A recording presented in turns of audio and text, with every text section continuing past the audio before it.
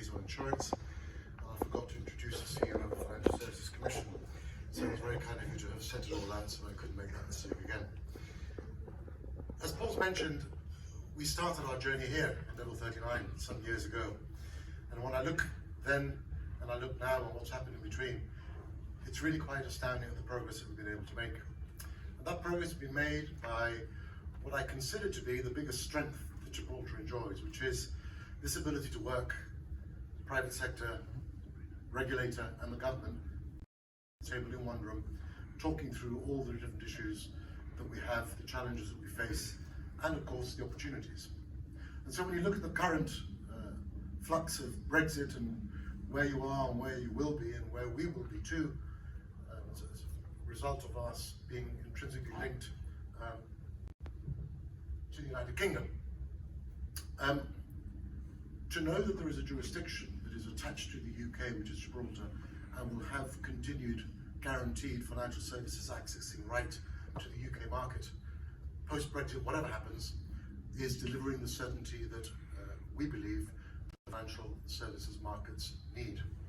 And so today, this evening, is the 6th event that we have organised this week here in London. 6 events in 3 days, over 1,000 people hosted at all of our events, explaining in each of the different areas that we've met, insurance, funds, private client, of course, blockchain, what we've been doing this past 24 months and where we see the future going. And without question, in my view, the most exciting part is this, the blockchain. The work that we've done to introduce the world's first DLT legal framework has been hugely exciting. We started 5.5 years ago. I was in the Cayman Islands, as I mentioned yesterday, in July at an Overseas Territories Conference with the Prime Ministers of all the Overseas Territories together, coming to look at what are the challenges that all of our small territories face. And I was asked to speak on fintech. And I was doing it with Tara Rivers, the Minister for Financial Services from the Cayman Islands, and she spoke first. And she got up and said, well, we are really flying now with blockchain. We've set up a working group on blockchain with the private sector. That was in July. Of course, having to wait for her to sit down and get up and tell people that we did that almost 6 years ago gives you an idea of the distance there is between the work that we've done these past 6 years and where other jurisdictions are. And being first doesn't mean we're the best, of course not, by no stretch. But we aspire to have a cutting-edge, leading framework for technology firms, for fintech firms, and of course for blockchain firms. And we believe that what we have done, what we have introduced, is a damn good start. And we fully understand there's some way to go. This space moves at an incredible speed, and for us to be able to keep up with it is something that will be difficult, challenging, but we're up for the challenge. We're very much determined to do that.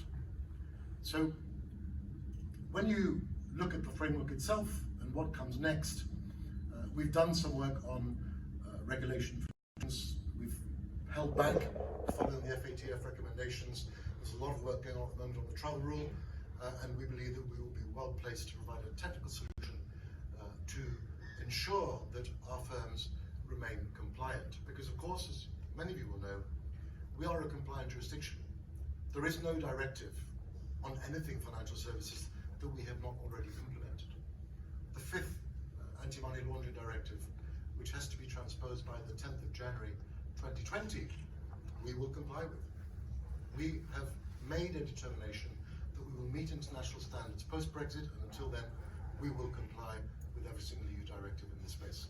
And so, we require our firms to so comply, and indeed, although we have no token regulations in place, almost immediately after our poker regulations came in, we extended those in terms of AML processes to token sales and token regulation. And so we, wherever possible, seek to provide our firms with a very much compliant base from which to do their business. We've also engaged significantly with the University of Gibraltar. We work with the university to promote teaching in the blockchain space, research in the blockchain space. And one of the virtues of being a small jurisdiction like ours is that we engage with the firms that are coming to Gibraltar and ask them to engage with our university. So that we have the very best people providing training, providing courses, and and providing research at the University of Gibraltar. That mix for us is important because we're serious about blockchain. And of course, as we look forward into the work that you're doing, our requirements of you are simple. We want quality firms who want to be regulated and who agree to have management in respect to those businesses in Gibraltar. Substance in business is, for me, how these will be defined from a tax perspective in the years to come. This idea of having companies incorporated in different parts of the world without people being there is a thing of the past, as is regulation. And consequently, the test of substance for us is an important one, and we are very much committed to complying with it. And as we did 25 years ago in gaming, we were one of the first, if not the first jurisdiction, to invite online gaming firms to Gibraltar. And our philosophy was exactly the same as I've just described.